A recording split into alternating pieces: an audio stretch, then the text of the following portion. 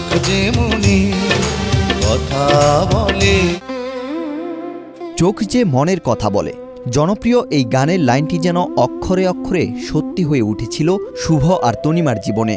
শব্দহীন এক পৃথিবীতে থেকেও একে অপরের চোখে চোখ রেখে ইশারার ভাষায় তারা বুনেছিলেন এক রঙিন স্বপ্নের জাল। তাদের এই নীরব ভালোবাসার গল্পটি হয়তো কোনো রূপালী পর্দার সিনেমাকেও হার মানাবে।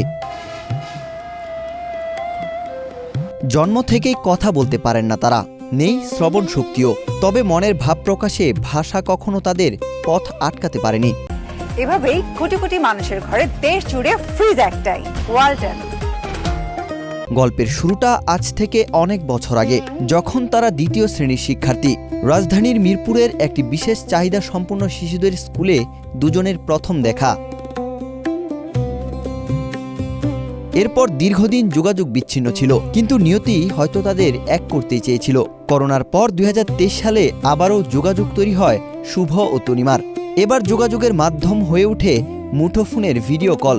স্ক্রিনের ওপার থেকে ইশারায় একে অপরকে মনের সব জমানো কথা বলতেন তারা। প্রেমিকার টানে মিরপুর থেকে প্রায়ই গাজীপুরে ছুটে যেতেন শুভ, কিন্তু ভালোবাসার এই রঙিন পথটা তাদের জন্য সহজ ছিল না মোটেও। পরিচয় ওদের মিরপুর 2-এ, ওরা একটা স্কুলে পড়াশোনা করতো, এরকম বাক প্রতিবন্ধী সবাই ওইখানে পড়াশোনা করতো।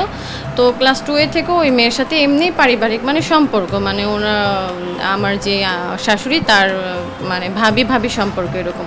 তো ওরাও ফ্রেন্ডশিপের মতো। তো ওই স্কুল বন্ধ হওয়ার পরে ওই মেয়ে গাজীপুর চলে যায়, আর ও মিরপুরে থাকে। তারপর ওই মেয়ের সাথে কোনো কন্ট্যাক্ট হয় না। একসময় আমরাও গাজীপুর চলে যাই। অনেক বাধা পেরিয়ে অবশেষে উভয় পরিবারের সম্মতিতে বিয়ের দিন ঠিক করা হয়েছিল 26শে জুন। বর সেজে বরযাত্রী নিয়ে অত্যন্ত আনন্দের আমেজে তনিমার গাজীপুরের বাড়িতে হাজির হয়েছিলেন শুভ, কিন্তু সেখানে গিয়ে যেন আকাশ ভেঙে পড়ে শুভর মাথায়। আনন্দ ঘন সেই বিয়েবাড়ি তখন শুনশান নীরব। শুভদের আসার আগেই তনিমাকে নিয়ে উধাও হয়ে গেছে তার মা ও পরিবারের লোকজন। বিকেল 3টা থেকে রাত 11টা পর্যন্ত গেটের সামনেই ঠায় দাঁড়িয়ে অপেক্ষা করতে থাকেন বরযাত্রী ও স্বজনেরা, কিন্তু দেখা মেলেনি মেয়ের পরিবারের কারো।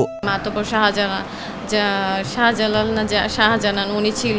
উনি বলল যে উনি আসছে, এসে বলতেছে যে আমরা তো রাজি ছিলাম, কিন্তু এখন মেয়ে তো নাই। পরে আমরা তো পুরো অবাক যে কি ব্যাপার, আমাদের বিয়ের আশা দিয়ে মেয়ে নাই বলতে আমরা এত আয়োজন নিয়ে আসলাম, ছেলে এই অসুস্থ অবস্থায় আমরা ছেলে নিয়ে আসলাম, মেয়ে নাই কেন? পরে বলতেছে যে মেয়ের মামা এসে মেয়েকে জোরপূর্বক মেয়ের মা আর মেয়ের মামা এসে নিয়ে গেছে, আমাদের কথাও শুনেনি, আমাদের কথা রাখে না, আমরা যে কথা দিয়েছিলাম সেটা আমরা রাখতে পারলাম না, আমাদের মাফ করে দেন। এক পর্যায়ে তারা মাফ চেয়ে তাদের মতো চলে গেল। তো ওইখানে আমরা গিয়েছিলাম আসরে 3টার দিকে। তারা ওইখানে রাত 11টা পর্যন্ত আমরা স্টে করি, আমরা থাকি যে দেখি মেয়ের কোনো পাই কিনা, আমরা খোঁজখবর পাই কিনা। তারপরে দেখলাম যে না, তাদের পক্ষ থেকে ওরকম কিছুই না, কেউই আসে না। শব্দহীন পৃথিবীতে শুভ ও তনিমার কান্নার আওয়াজ হয়তো প্রতিবেশীদের কানে পৌঁছায়নি, কিন্তু তাদের হৃদয়ের রক্তক্ষরণ ছিল স্পষ্ট। ইশারায় ভালোবাসার মানুষকে না পাওয়ার সেই তীব্র কষ্টের কথা বলছিলেন মুশফিকুর রহমান শুভ।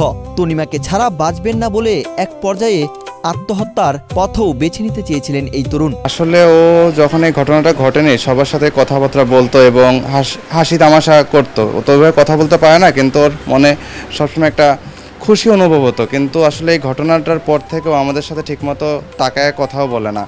আর খাওয়া দাওয়া বাঁচার জন্য আর কি যতটুকু করার ততটুকুই সে করে। ঠিকমতো ওষুধও খাচ্ছে না, ডক্টর ওষুধ খেতে বলছে, প্রথম 2-1 দিন খেয়েছিল, এখন তাও খাচ্ছে না, ঠিকমতো খাওয়া দাওয়া করে না। দিনের ভিতরে আব্বু বা আম্মু বুঝিয়ে পড়ে হয়তো একবার খাওয়ায়, আর আমাদেরকে বারবারই বলে যে তনিমা কোথায়, যেহেতু বিয়ে দিবেই না তাহলে এই আশ্বাসটা তাদেরকে কেন দিল। যে চোখের ভাষায় প্রেম শুরু হয়েছিল আজ সেই চোখেই কেবল নোনা জলের ধারা। সমাজের প্রতিবন্ধকতা আর পরিবারের এমন নির্মমতা পেরিয়ে শুভ ও তনিমা কি কোনোদিন এক হতে পারবে, নাকি ইশারার এই নিষ্পাপ প্রেম কাহিনীটি হারিয়ে যাবে শুধু এক বুক দীর্ঘশ্বাসে? ওয়াহিদ হুসাইন জিহাদ, বাংলাদেশ প্রতিদিন।